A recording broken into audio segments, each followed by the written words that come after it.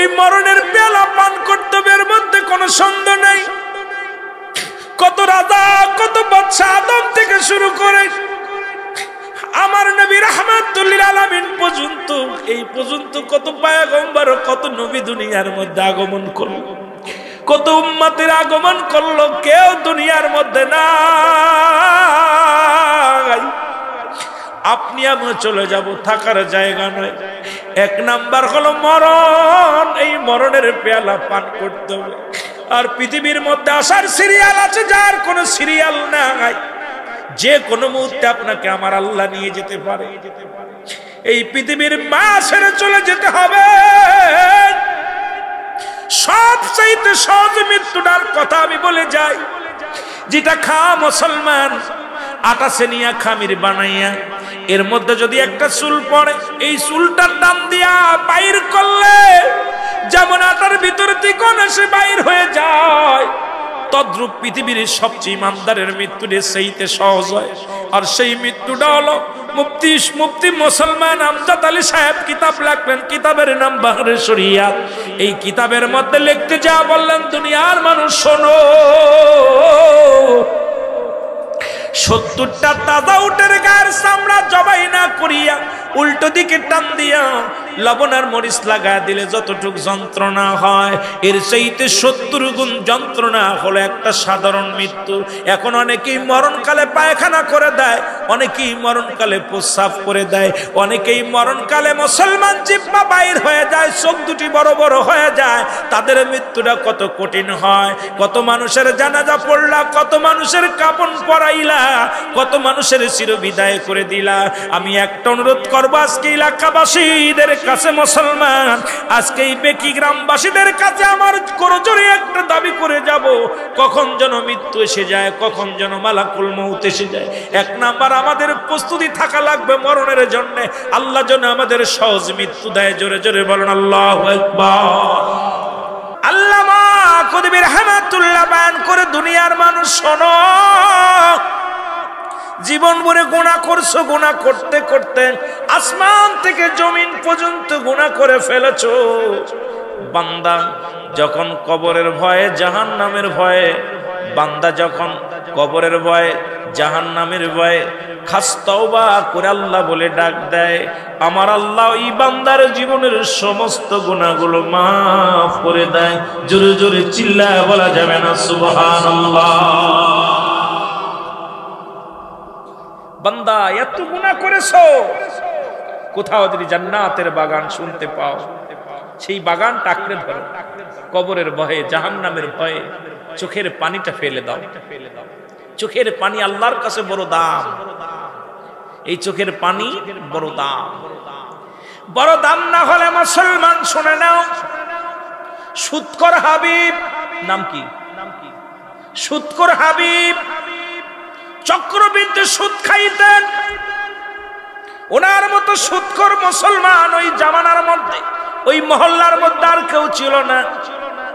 সুদের টাকা প্রতিনিয়ত কালেকশন করতেন, বাড়ি বাড়ি যাইতেন, প্রতিনিয়ত বাড়ি যাইতেন। মানুষের বাড়ি যাইয়া টাকা না পাইলে জোর করে গরু ছাগল ধরে আনতেন, চাউল ডাউল যা পাইতেন ছিনিয়ে আনতেন। হঠাৎ একদিন একজনের বাড়ি গেলেন, সুদের টাকার হারা টাকার লভ্যাংশ আনতে। বাড়িওয়ালা বাড়ি নয়, ডাকতে বলে হাবিব বাড়ি আস। হাবিব ডাকতে বলে বাড়িওয়ালা বাড়ি আসুনি, অমুক বাড়ি আসুন। কয় না। কোথায় গেছে? কয় আজকে টাকা না দিলে বাড়ি থেকে যাব না। এই চক্রবৃদ্ধি সুদ দিন গেলে ডিম পাড়ে, এত পরিমাণ ডিম পাড়ে। মাস গেলেই তো বাড়ি গাড়ি লিখে দেওয়া লাগে, বছর গেলে তো অবস্থা কাইল, দেশ ছেড়ে চলে যেতে হয়। ঠিক কিনা? আসেনি আপনাদের এলাকায়? কতক্ষণ আসেনি? সব নিয়ে যাবেন কবরে। আস্তে আস্তে আমরা যাই, ওয়াজ শুরু করি নাই, কেবল কথাবার্তা শুরু করছি। হাবিব কি করলেন? দেখে ছোট ছোট মাসুম বাচ্চাগুলো চোখের পানি ছেড়ে কান্দে, খানার জন্য, খোদার যন্ত্রণায় কান্দে। হাবিব কয় যতই কান্নাকাটি করুক আমার টাকা দেওয়া লাগবে, আমার টাকা না দিলে কোনো সার নাই। ঘরের বিবি ডাকতে বলে ভাই আজ 3টা দিন ঘরের মধ্যে কোনো খাবার নাই,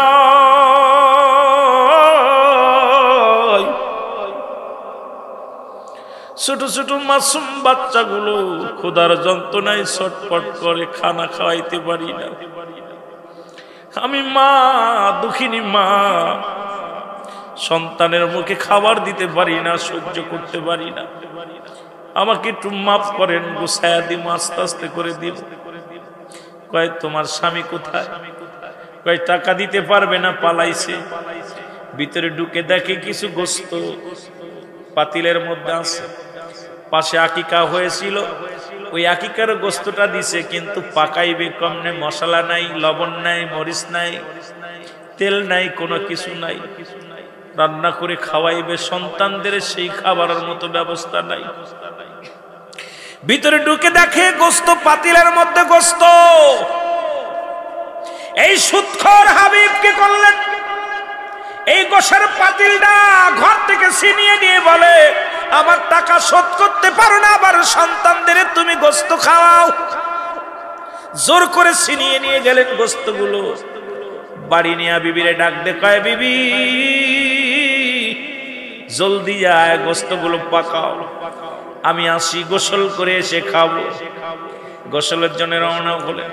বিবি গোস্তগুলো টুকরো টুকরো করে কাটলেন, সুন্দরভাবে রান্না করলেন, বোনা করলেন, বুনে একদম পাতিলের মধ্যে রেখে দিলেন।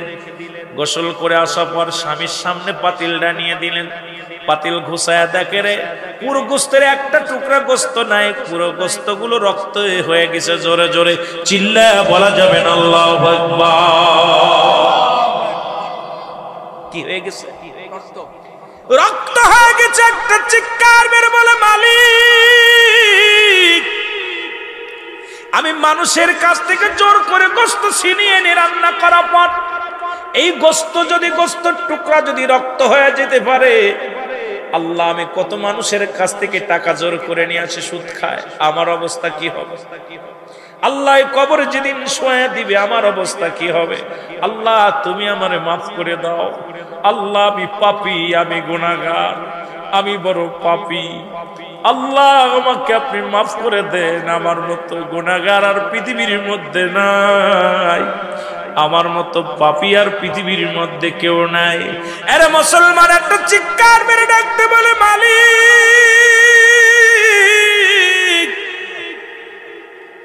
তুমি আমার মতো পাপীর যদি মাফ না করো, আল্লাহ রক্ত তুমি যদি গোস্ত রক্ত বানা দিতে পারো, আমার মতো হাবিবরে তুমি দুলার সঙ্গে মিশিয়ে দিবা, হাড্ডিগুলো মিশিয়ে দিবা। আল্লাহ তোমার এই দরবারে আমি কি জবাব দিব? একটা চিৎকার মেরে যখন ডাকতে বলে আল্লাহ, আল্লাহ কবুল করেছে। সঙ্গে সঙ্গে হাবিবকে আল্লাহ মাফ করে দিছে। শুধু মাফ করে নাই, পৃথিবীর মধ্যে আল্লাহর ওলির দপ্তরে তার নামটা লিখে দিছে। জোরে বলা যাবে না সুবহানাল্লাহ। এখনো যারা সুদখোর আছেন, আমি আপনাদেরকে বলে যাই, এ মুসলমান, কার জন্য সুদ খাও, কার জন্য ঘুষ খাও, কার জন্য জিনা করো, কার জন্য ব্যভিচার করো, কেউ তোমার নয়, সব কিছুই পর। এই পৃথিবীর মধ্যে তোমার কেউ নয়। আল্লাহ বলে কুল্লু মান আলাইহা ফান, সব শেষ করে দিবে কে? আল্লাহ বলে বান্দার এই দুনিয়ার মধ্যে আমি কিচ্ছু বলতে কিচ্ছু রাখবো না। এই জমিনটা আমি রাখবো না, জমিনটা আমি পুড়ায়া তামা বানায়া দিব।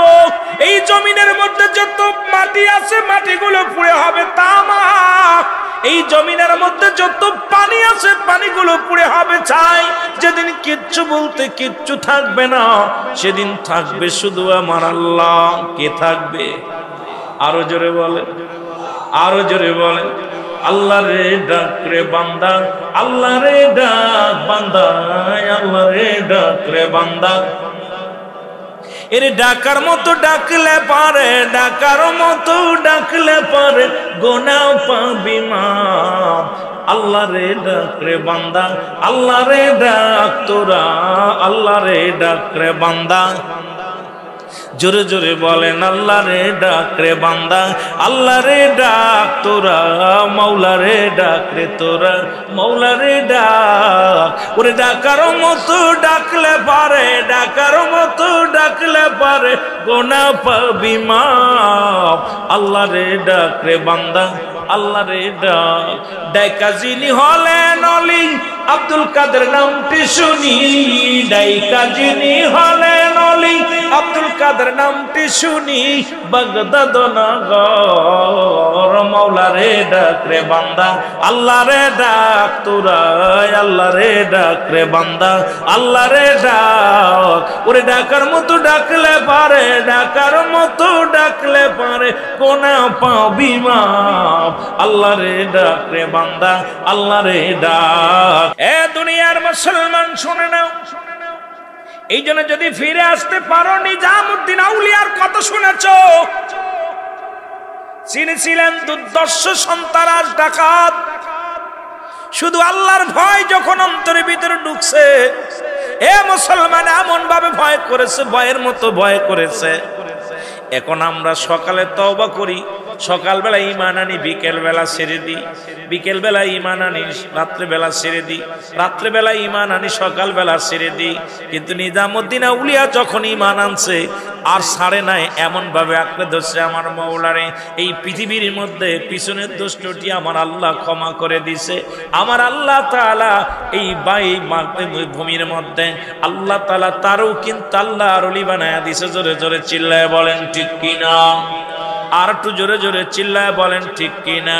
বাবারে, এই দুনিয়ার মধ্যে কেউ কারো নয়, এই পৃথিবীর মধ্যে কেউ কারো নয়। আজকে কার জন্য তুমি সুদ খাও, কার জন্য ঘুষ খাও, একটা কথা বললে আপনারা বুঝতে পারবেন। ওদের মুসলমান বোঝানোর জন্য আমি একটা কথা বলে যাই। আর এর জন্য প্রতিটা মানুষ কিন্তু আজকে সন্তান নষ্ট হওয়ার জন্য গার্জিয়ান দায়ী। এ মুসলমান, হযরত উমর ফারুক রাদিয়াল্লাহু তাআলা নূর কদমে গো জনক একজন ব্যক্তি এসে বলে, আমিরুল মুমিনিন,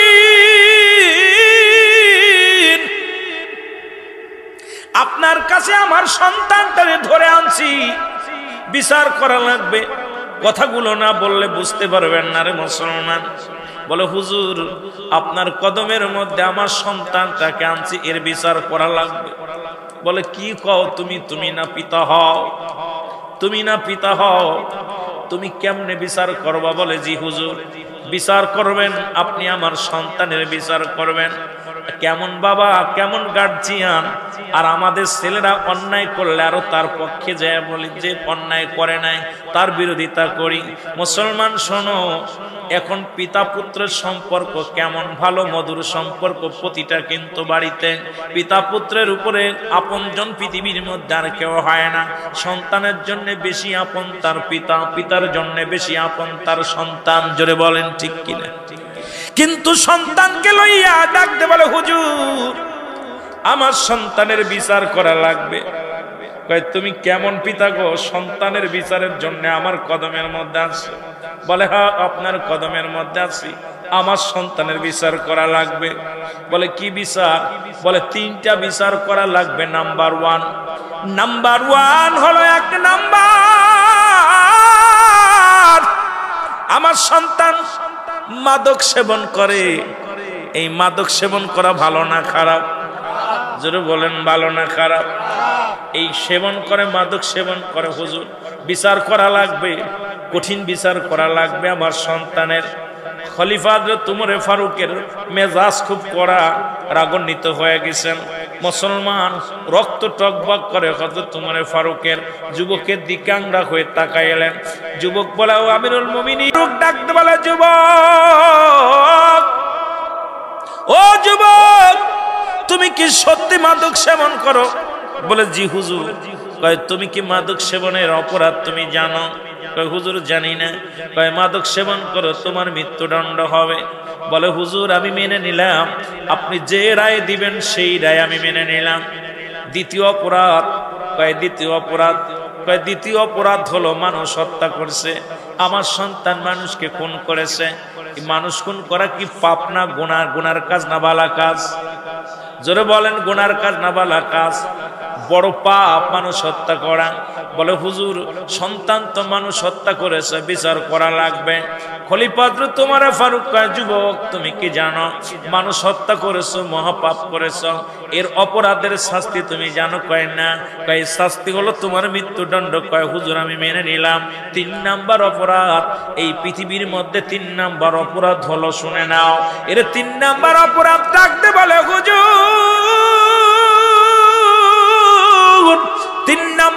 অপরাধ, আমার সন্তান জিনাকারী, জিনা করে। আজকেও দেখলাম মুসলমান আবু হুরায়রা রাদিয়াল্লাহু তাআলা থেকে বর্ণিত একখানা হাদিস, বান্দা যখন পাপ করে, জিনা করে, এই অন্যায় করার পর যদি বান্দার সঙ্গে সঙ্গে ক্ষমা চায়, আমার আল্লাহ তারে মার্জনা করে। যেমন পাপটা করার পর যদি সে ক্ষমা চায় আল্লাহর দরবারে, ওই পাপিষ্ঠ বান্দা কিন্তু আল্লাহর দরবারে ক্ষমা পাওয়ার যোগ্য। কিন্তু ওই পাপ করে যদি আবার যদি পাপ করে, বড় গুনাহ হইতে হইতে গুনার পরিমাণ বাড়ে। এই পাপটা করার পর অনুশোচনা করে, আজ জীবনে পাপ করব না, আমার আল্লাহ তারে ক্ষমা করে দেয়।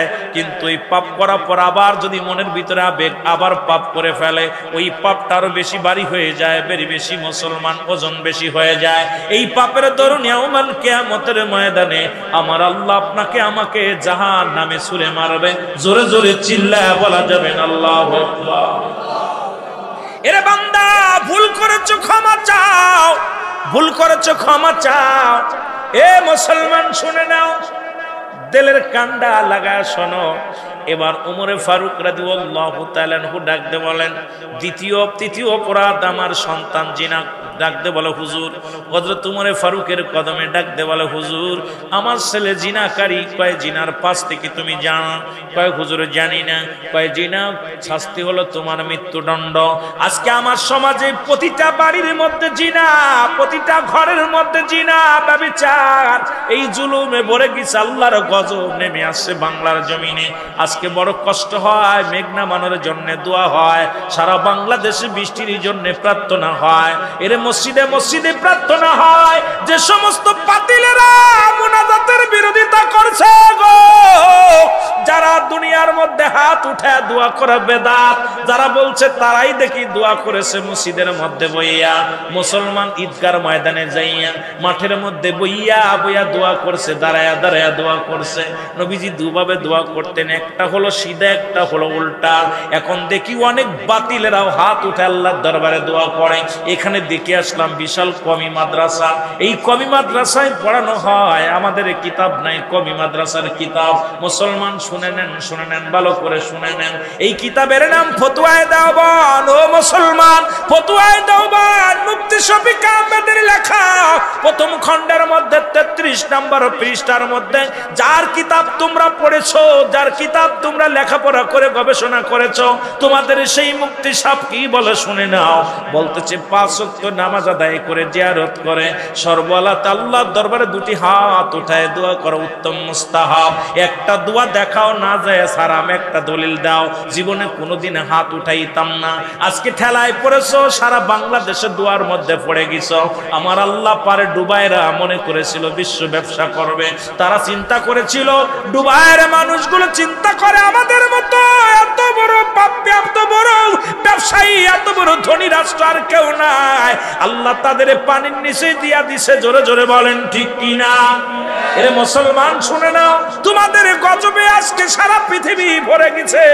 এখন যতই হাত উঠাও কাজ হবে না। উত্তরবঙ্গে দেখলাম ব্যাঙ্গের বিয়ে 1 কোটি টাকা দেল মোহর, ওরে 50,000 টাকা দেল মোহর, 1 লক্ষ টাকা দেল মোহর। 100 যাত্রী ব্যাঙ্গের বাড়ি, ব্যাঙ্গিনীর বাড়ি যায় যাত্রী লইয়া। এই সমস্ত গজব আজকে শুরু হয়েছে বাংলার জমিনে। আমার আল্লাহ গজব শুরু হয়েছে দেওয়া। জোরে বলেন ঠিক কিনা? আমি আশ্চর্য, কিছুদিন আগে দেখলাম, এই 3 দিন আগে দেখি উত্তরবঙ্গে ব্যাঙ্গিনীর আর ব্যাঙ্গের বিয়া, 100 যাত্রী হুজুর মাথায় টুপি দিয়া বিয়ে পড়াইতেছে।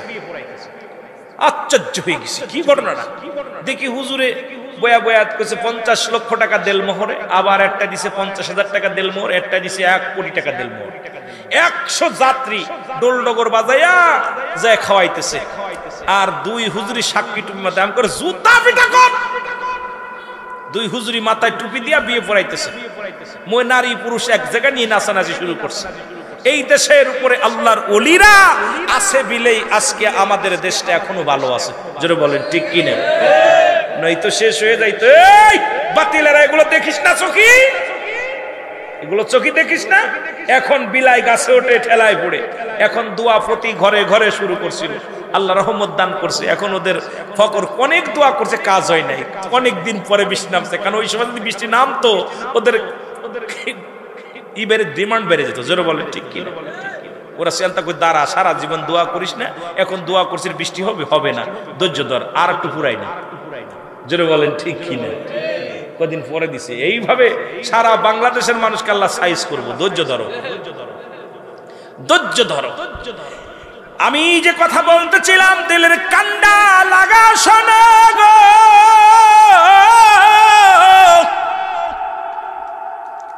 শাস্তি হলো বিধান হলো, পাপের শাস্তির বিধান শোনো, জিনার শাস্তির বিধান শোনো। আলোচনায় গেছি, পারবো জানি না, সময় শেষ করতে পারবো কিনা। যদি কোন যুবক যুবতী জিনা করে, শুনে নেন, মেম্বার সব আছে, আপনারা ভালো করে শুনে নেন। যদি কোনো যুবক যুবতী জিনা করে, এই জিনার পরিমাণ যাই হোক না কেন, যদি পাপ করে, এই যুবককে 100 ডুরা তার গায়ের মধ্যে মারতে হবে।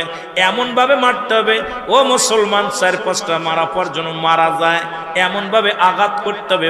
মারা যাবে কি বাঁচবে দেখার সময় নাই, বেতের আঘাত করতে হবে। যদি মারা যায়, মারা যাওয়ার পর ওই যুবক যুবতীর কি করবে? গোসল করাবে।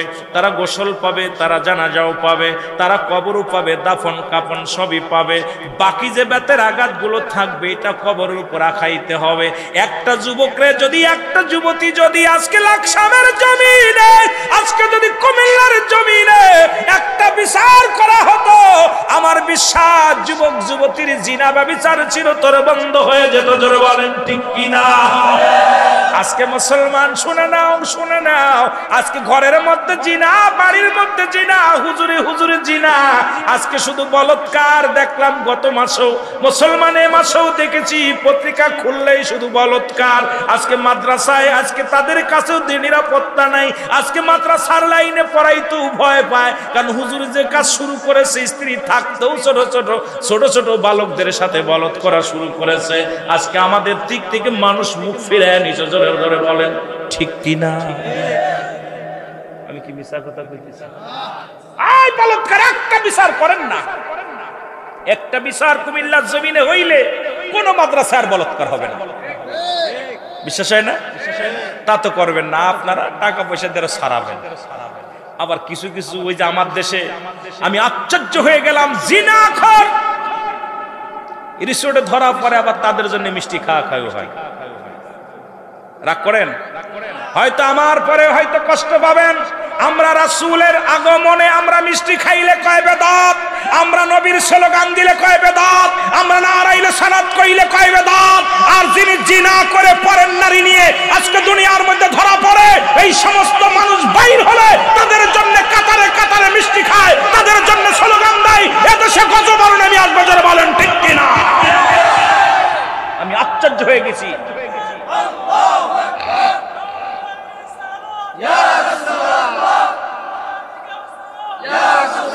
আমি আল্লাহের কসম করে বলতেছি, এ মুসলমান, আপনাদের জাগতে হবে, আপনাদেরকে আবার জাগতে হবে, শাহজালালের মতো, শাহপরানের মতো জাগতে হবে। আর ঘুমানোর সময় নাই।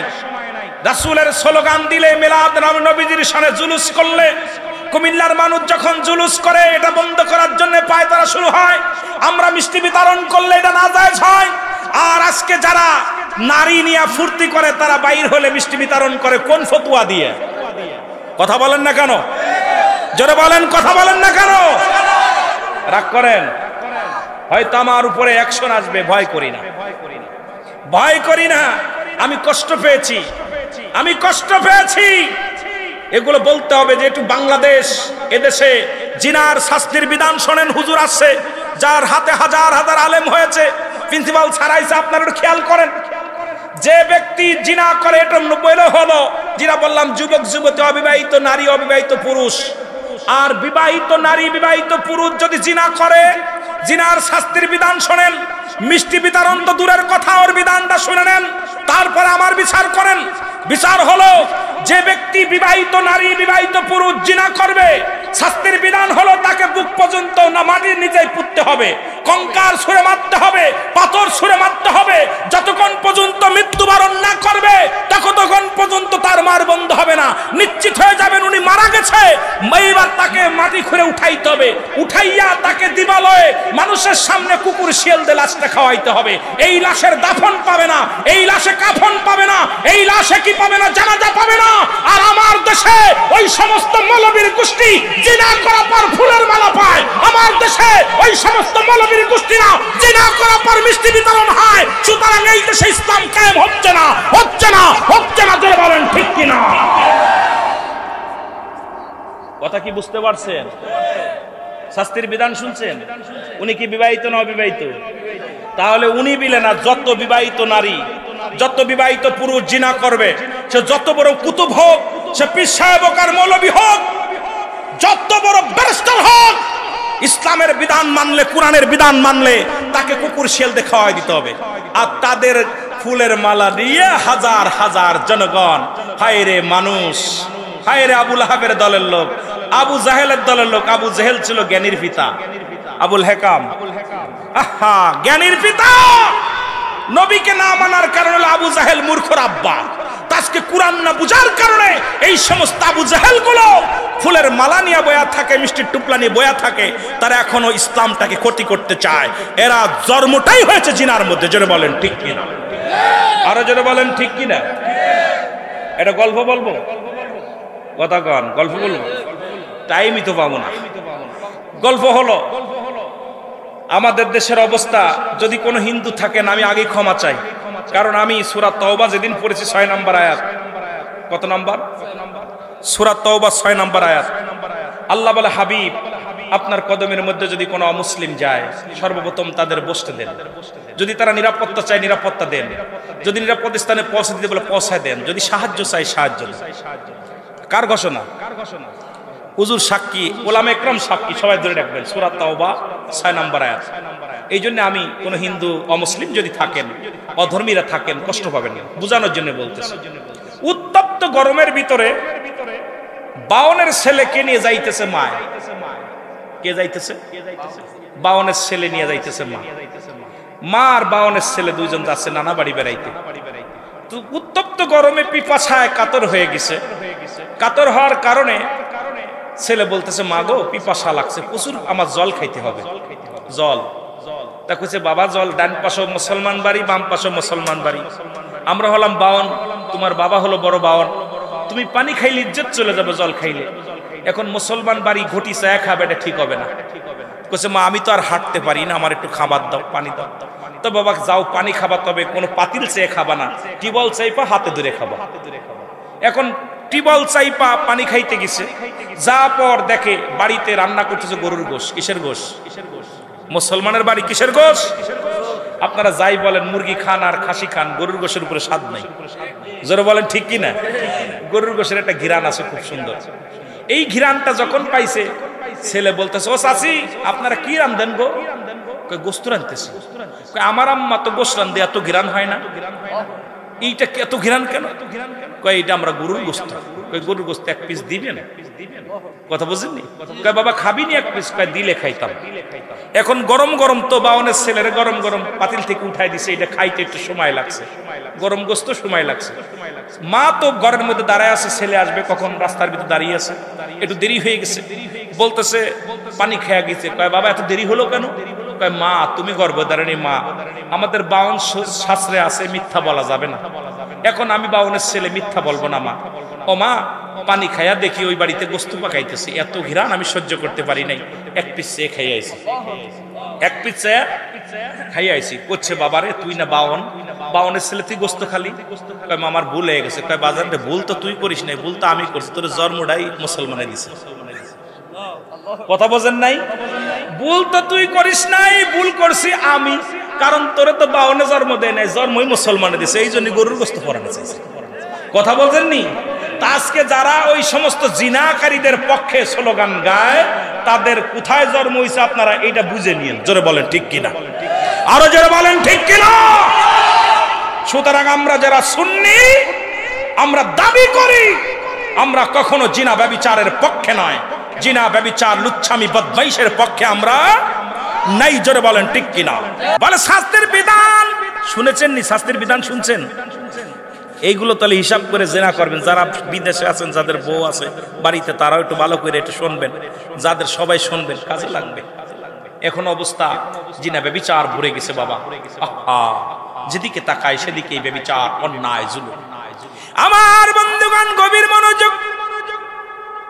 হযরত ওমর ফারুক রাদিয়াল্লাহু তাআলা আনহু ডাকতে বলে, যুবক তুমি মৃত্যুর জন্য প্রস্তুতি হও।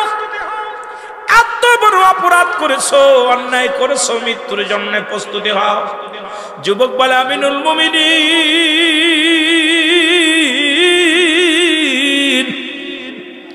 আপনি আমার বিচার করবেন, আমি আপনার বিচার মেনে নিলাম। তবে আমার বিচার করার আগে আমার বাবার বিচারটা আগে করা লাগবে। কার বিচারটা? কথা বলেন না। বাবার বিচারটা, বাবার বিচার করা লাগবে। খাত্তাবের বেটা উমর ডাকতে বলে, যুবক তুমি কি বলতে চাও? ও তোমার বাবা হয়, তুমি বাবার বিরুদ্ধে অভিযোগ করো। তুমি কেমন যুবক গো? তোমার বিচারটা হবে কেন? তোমার বাবার বিচার হবে? বলে, হুজুর আপনি আমার যে শাস্তি দিবেন সব শাস্তি মেনে নিলাম, তবে আমার বিচারের আগে আমার বাবার বিচার করা লাগবে। কারণ এই পৃথিবীর মধ্যে এক নাম্বার ভুল করেছে আমার আব্বা। তার এক নাম্বার ভুল হলো উনি আমাকে একটা ভালো মা দেয় নাই। পৃথিবীর মধ্যে উনি আমাকে একটা ভালো মা দেয় নাই। উনি যে মা দিছে সেই মা হলো জিনাকারিনী। সেই মা পৃথিবীর মধ্যে বেগানা পুরুষের সঙ্গে চলাফেরা করে। সেই মা হলো পৃথিবীর মধ্যে হাট বাজার সবই উলঙ্গ বেহায়াপানা অবস্থায় করে বেড়ায়। সুতরাং এক নম্বরে আমি আমার একটা ভালো মা দেয় নাই। আজকে নষ্ট হওয়ার মূল আমার আব্বা জান। উনি যদি আমাকে একটা ভালো মা দিতেন তার থেকে আমি অন্যায়গুলো শিখতাম না। আমি যুবকদের বলে যাই, তোদের পায়ে ধরে বলে যাই, ও আমার যুবক বাবারা যারা বিয়ে করিস নাই, তোদেরকে আমি অনুরোধ করে যাই, প্রয়োজন হলে একজন রিক্সা চালকের মেয়ে বিয়ে কর, ভ্যান চালকের মেয়ে বিয়ে কর, মজুরির মেয়ে বিয়ে কর। আগে খোঁজ নিবি মেয়েটা নামাজ পড়তে পারে কি না, ওই মেয়েটা পর্দায় থাকে কি না, ওই মেয়েটা পৃথিবীর মধ্যে কোরআন হাদিস জানে কি না, ওই মেয়ের মা তার শ্বশুর শাশুড়ির খেদমত করে কি না। এইটা আমরা এখন সুন্দরী পুজুরি হয়ে গেছি। আজকে আমার সমাজ নষ্ট হওয়ার মূল কারণ হলো আমাদের গার্জিয়ান গুলো। আজকে আমাদের যুগে আগে যখন বিবাহ শাদী হতো, আমাদের মাথা পিতা মুরব্বী দাদাগণ যেত, যে আগে দেখতো কালো হোক মেয়ে কোন গোষ্ঠীর, আগে মেয়ের নানার পরিচয় নিত, নানার মাতৃকুল পিতৃকুল গুলো টুকায় বাইর করত। তারা রূপ দেখতো না, তারা দেখতো গুণ। আর আমরা দেখি রূপ। এই জন্য প্রতিটা সংসারের মধ্যে জিনা ব্যভিচার। আজকে আমার সমাজ সুন্দরী পুজুরি হওয়ার কারণে, আমরা শুধু ধলা চামড়ার পুজুরি হওয়ার কারণে আমার জাতি, আমার সমাজ, আমাদের মুরব্বী গ্রাম আজকে বৃদ্ধাশ্রমে জায়গা হয়। আজকে আমার মা আমার বাবা বৃদ্ধাশ্রমে কেন যায়? এর একটা মূল কারণ হলো ঘরের লক্ষ্মী ভালো না। জোরে জোরে চিল্লায় বলা যাবে না, ঠিক কিনা? বড় কষ্ট। আজকে বৃদ্ধাশ্রম কেন যায়? কয়েকটা বৃদ্ধাশ্রমে যায় কান্না দেখে খুব কষ্ট হয়েছে। দেখছি আমার দেশে আমি জরিপ করে দেখেছি, আমার দেশে সবচেয়ে দুর্নীতিবাজ হলো শিক্ষিত সমাজ বেশি। শিক্ষিত সমাজ বেশি। বিশ্বাস হয় আপনাদের? কথা বলেন। কারণ দেখেন আমাদের কোন দিন মজুরি যে সে ঘুষ খায় না। দিন মজুরিরা ঘুষ খায়, ভ্যান চালক খায়, রিক্সা চালক খায়। কিন্তু আমার দেশে বড় বড় অফিসাররা গদির মধ্যে বইয়া, এসির মধ্যে বইয়া ঘুষ খায়। জোরে বলেন ঠিক কিনা? সুদ খায়, ঘুষ খায়। এই সমস্ত দুর্নীতিতে ফার্স্ট 99% হলো শিক্ষিত সমাজ। জোরে বলেন ঠিক কিনা? আশা কথা কইছি না মিছা কথা কইছি? আমার ভাইরা, আমার বন্ধুরা, আমি আপনাদেরকে অনুরোধ করি, এ যুবক এখনো সময় আছে। পৃথিবীর মধ্যে যদি একটা দিনদার মহিলা যদি তুমি বিবাহ করতে পারো, যদি নামাজি আল্লাহওয়ালা পর্দাশীল একটা নারী যদি তুমি তোমার ঘরে আনতে পারো, সেই নারী দ্বারা তুমি অপমানিত অপদস্থ হবে না, জীবনেও তুমি লাঞ্ছিত হবে না, তোমার মা বাবা কষ্ট পাবে না, জীবনেও তোমার মা বাবার দুঃখ দিবে না, তোমার ভাইয়ের দুঃখ দিবে না, তোমার বোনের দুঃখ দিবে না। কারণ ওই সুন্দরী চামড়া আইনা এমন অবস্থা করেছো, বাড়িটারে একটা দূষণ বানিয়ে ফেলেছো। ওই সংসারের ভিতরে শান্তি নাই, সংসারের ভিতরে উন্নতি নাই, সংসারের ভিতরে 24টা ঘন্টা গোলযোগ লেগে আছে, হরতাল লেগে আছে। জোরে বলেন ঠিক কিনা? হরতাল বোঝেননি? কথাবার্তা বন্ধ হয়ে থাকে। বিবি জাতি কয় ডানি যদি বাই যান ওদিন আর কথা নাই। কথা বলেন ঠিক কিনা?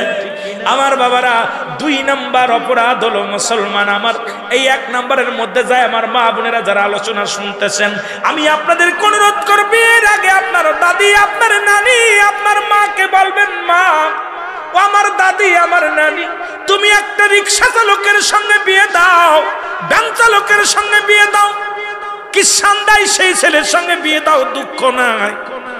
দেখবা শুধু ছেলেটা 5 ওয়াক্ত সালাত আদায় করে কিনা, ছেলেটা কি হালাল খোর বান্দা।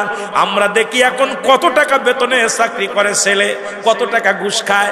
আরে পড়া কপালা 3 তালা বানাইলি, এর মধ্যে তোর হারাম টাকা কয়টা আছে একবার হিসাব করে দেখ। 10 তালা বানাইলি, হারাম টাকা কতগুলো আছে। সরকার যেটা বেতন দেয় এটা দিয়ে যদি ঠিক মতো চলো, 2টা লবণ ভাত খাওয়া যায়, তুই 4 তালা 5 তালা বাড়ির মালিক কেমনে হলি? তার মানেই তোর আছে সুদখোর, তোর মধ্যে আছে ঘুষখোর। আমার দেশে যদি পিয়নের হয় 3টা বাড়ি, আমার দেশে মন্ত্রণালয়ের পিয়নের হয় 3টা বাড়ি, 5 তালা করে বাড়ি, বোর গাড়ি আলাদা, মেয়ের গাড়ি আলাদা, ছেলের গাড়ি আলাদা। এ দেশে ইসলাম প্রচার করব কেমনে বুঝি আসে না। জোরে জোরে চিল্লায়া বলা যাবে না, ঠিক কিনা? বড় আশ্চর্য। আমি বলবো বাদান নাই, ও আমার মা বোনেরা শুনে নেন, আমি বলবো না তুমি বক্তা বিয়ে করো, আমি বলবো না আলেমরে বিয়ে করো, কারণ এত আলেম পাবা কই, এত বক্তা পাবা কই? তুমি চাইবা গো একটা হালাল খোর বান্দা, ঠিক কিনা? একটা হালাল খোর বান্দা, একটা নামাজি ব্যক্তি, সত্যবাদী, আল্লাহওয়ালা, এমন একটা ছেলের সঙ্গে যদি তোমার বিয়ে হয়, এই দুনিয়ার মধ্যে শান্তি, দুনিয়ার মধ্যে শান্তি। বলতে পারো দাড়িওয়ালা দেখলেই তো পছন্দ হয় না, মারে তুমি কদিন দুনিয়ার মধ্যে বাঁচবা? এই দুনিয়ার জিন্দেগি 60টা বছর, 50 বছরের জিন্দেগি, যেখানে কবরে তুমি সারা জিন্দেগি আবাদান আবাদান চিরস্থায়ী পড়ে থাকবা যে জায়গা, ওই চিন্তা একবার কেন মাথায় আসে না? জোরে জোরে বলেন ঠিক কিনা? মারে, আজকে যারা ওয়াজ শুনতেছি তোদের পায়ে ধরে বলে যায়, মা ও মা, তোদেরকে অনুরোধ করি, তোরা ওই সমস্ত ছেলেদের যারা ওই চুল কাটা হাতে আপনার একটা দাউস হলো, দাউসের সঙ্গে বিয়ে করা হারাম। দাউস ছেলে, দাউস পুরুষ, এই 2টা বিয়ে করা হারাম। এখন দাউস মেয়েগুলো চিনে নেন। দাউস হলো ওই সমস্ত মেয়েরা, যে সমস্ত মেয়ের ওয়াজ কিন্তু মেলাদিক চলে গেছে, আমি শেষ করতে পারবো বলতে পারতেছি না, বিপদের মধ্যে আছি। যেটা বলতেছিলাম, দাউস হলো ওই সমস্ত মেয়েরা যারা মেয়ে কুলে জন্ম নিয়ে প্যান্ট শার্ট পরে শার্ট গায়ে দেয়। এখন প্যান্ট শার্ট পরে শার্ট গায়ে দেয়, পুরুষের ন্যায় চলাফেরা করে, পুরুষের মতো কথাবার্তা বলে, পুরুষের ন্যায় চলাফেরা, সবকিছু বাজার ঘাট স্কুল কলেজ যা কিছু বুক টান করে। এক কথায় দাউস ওই সমস্ত ছেলে মেয়েদেরকে বলে যে সমস্ত মেয়েরা মেয়ে কুলে জন্ম নিয়ে ছেলে ছেলে ভাব দেখায়, এক কথায় ছেলে হতে চায়। আল্লাহ দেশে গজব নামাইয়া এখন আমাদের দেশে কবিরাও এখন শুরু করছে, যেহেতু আমার দেশের মেয়েরা প্যান্ট শার্ট ভালোবাসে, এই জন্য শরীফ থেকে শরীফা নামায় দিছে। কথা কোন ঠিক কিনা? আমাদের দেশের আইটা চিন্তা করছে তোদের আর কষ্ট করে প্যান্ট শার্ট পরা লাগবে না, কেমনে কেমনে মহিলা থেকে পুরুষ হওয়া যায়, আর পুরুষ থেকে কেমনে মহিলা হয়, এটা আমি বুঝাই দিতেছি। বইয়ের মধ্যে খুব সুন্দরভাবে লেখা দিছে, তোরা দেখবি ভালো লাগছে না। এখন সেরি মানুষ সেরা হয়ে গেছে, সেরা থেকে সেরি হচ্ছে, সেরি থেকে সেরা হচ্ছে, আর সেরা থেকে সেরি হচ্ছে। জোরে বলেন ঠিক কিনা? শরীফ থেকে শরীফা। কথা কয় না কেন? কথা কন না কেন? এখন আমাদেরও খেলা শুরু হয়েছে। এখন যারা কবি আছে, আমরা পড়েছি, আল্লাহ তুমি রিজিক দাতা, নাম তায় রজাক, সব প্রাণীকে দাও গরুজি, দাও তায় খরাক, তোমার তরিফ তোমার গানে, জেগে উঠে বরবিয়ানে বিলে ছিলে মাঠে রুজি, পাই যে পাখির ঝাঁক, মৌমাছিরা গুনগুনিয়ে যাই যে কাজে, গান শুনিয়ে পিঁপড়ারা পায় খুঁজে হার, কঠিন শ্রমে ময়দানে। কত সুন্দর সুন্দর কবিতা পড়েছি। আর এখন হলো ওই যে শরীফ শরীফা কেমনে হবে, কেমনে স্ত্রীলিঙ্গ পুরুষলিঙ্গ হবে, এটা আল্লাহ দেখাই দিচ্ছে। আপনাদের উত্তর আপনার কি, আপনার নোয়াখালীতে নোয়াখালীতে একটা বাচ্চা জন্ম নিছে, উভয় লিঙ্গ নিয়ে, 2টা লিঙ্গ নিয়ে, পুরুষ এবং স্ত্রী 2টা লিঙ্গ হয়েছে। এই আপনার নোয়াখালীতে, বেশি দূরে না। ওই যে নাম জানে, আমি তার মিডিয়া তো গাড়াগাড়ি করি না। আল্লাহ দিছে গজব লাগায়, তারা শরীফাও হবে শরীফও হবে, একটারে 2টা বানাইছে, শরীফাও বানাইছে শরীফও বানাইছে। যেহেতু তুরা হতিস আছে, আমি বানাই দিই। এখন খেলা দেখবি তুই কেমন খারিস। যারা বলেন ঠিক কিনা? কথা কয় না কেন? শরীফ শরীফা একটারে বানাই দিছে, তোকে আর ওই হদ কষ্ট করে হদ দরকার নেই, আমি বানাইতেছি, আল্লাহ পাক দিছে বানায়া। আল্লাহু আকবার বলেন না, আরো জোরে। এ মুসলমান গভীর মনোযোগ। দাউস ওই সমস্ত ছেলেরা, যে সমস্ত ছেলেরা ছেলেগুলো জন্ম নিয়ে কান ফুরায়, নাক ফুরায়, গলার মধ্যে সোনার চেন দেয়, হাতের মধ্যে বালা দেয়, এক কথায় মহিলা হতেছে। আমার দেশে অনেক বিদেশি ছেলেরা বাড়ি আইয়া গলায় সোনার চেন নিয়ে ঘোরে, হাতের মধ্যে বালা দিয়া ঘোরে, কানের মধ্যে দুল নেয়, কানের মধ্যে দুল নিয়ে উন্না টানে। এখন মহিলারা উন্না টানা বাদ দিছে, সেরিরা এখন উন্না নাই, সেরার গড়ায় উন্না। এখন সেরাকে দেখবেন, উরি বাবারে বাবা, ঢাকার টাইমে গেলে অন্যান্য টাউনে খালি সেরাদের গাড়ি খাওয়া উন্না। ঘটনা কি রে হুজুর? এখন আমার লাভার যে আছে ও তো আর পরে নাই, আমি পড়া শিখতেছি। কত বুঝেননি? তামার দেশের অবস্থা, অবস্থা খুব ভয়ঙ্কর, অবস্থা খুব ভয়ঙ্কর। আমার বন্ধুগণ শোনেন, ওই সমস্ত দাউসের পিতা মাতা বিনা হিসেবে জাহান্নামে যাবে, জাহান্নামে যাবে, জাহান্নামে যাবে। দাউসের পিতা মাতা হজ কবুল হবে না, দাউসের পিতা মাতার নামাজ কবুল হবে না, দাউসের পিতা মাতার দান সদকা কবুল হবে না, দাউসের পিতা মাতা এ দুনিয়াতেও শান্তি, পরপারেও শান্তি, কবরেও শান্তি। দাউসের পিতা মাতাকে বিনা হিসেবে জাহান্নামে দিয়া দিবে। এখন এই রকম ছেলে মেয়ে যারা আছে, এগুলো কি আজকে বাড়ি যে তাদেরকে ত্যায্য করা জায়েজ আছে কিনা? আপনাদের দুটো পায়ে ধরে বলি, এইরকম ছেলে এইরকম মেয়ে থাকলে আজকে বাড়ি যাইয়া রাত ভরে ডিসিশন নেবেন বিবির সাথে বলে যে রুহুল আমিন সাহেব তো বলছে ছেলে মেয়ে দাউস হইলে তার বাপ মা জাহান্নামে যাবে। এখন তো ছেলে তো লাইনে আসলো না, মেয়ে তো আর লাইনে আসতেছে না, কি করা যায়? এখন সকালবেলা ডিসিশন নিয়ে ডিসি অফিসে যাই একটা এফিডেভিট করে তারে ত্যায্য করে দিবেন। ওই ছেলে মেয়েরে একবার এফিডেভিট করে দিবেন, ওই ছেলের দায় দেখতে আপনি না। ওই মেয়ে যদি বাঁচতে চান, জাহান্নাম থেকে বাঁচতে চান, জাহান্নাম থেকে বাঁচতে চাইলে ছেলেকে মেয়েকে পরিত্যাগ করেন। কারণ আল্লাহ পাক রাখছে আমানত, আমানতের খেয়ানত করার অধিকার আপনার নাই। জোরে বলেন ঠিক কিনা? জোরে বলেন ঠিক কিনা? আমার ভাইরা, আমার বন্ধুরা, আমার যে কথা বলতেছিলাম, যে কথাগুলো বলতেছিলাম, 2 নাম্বার অপরাধ, 2 নাম্বার অপরাধ আমার বাবার। সে আমার একটা ভালো নাম দেয় নাই, একটা ভালো নাম দেয় নাই। এই নামের গুণেও কিয়ামতের ময়দানে অনেক বান্দা পার হয়ে যাবে, অনেক বান্দা পার হয়ে যাবে, বান্দি পার হয়ে যাবে। ওই নামের ওসিলায়, ওই নামের গুণে অনেক মানুষগুলো পাপ থেকে বেঁচে যাবে। আল্লাহ তাআলা সুন্দর একটা নাম রাখার ব্যবস্থা করে দিক প্রতিটা মানুষের। কারণ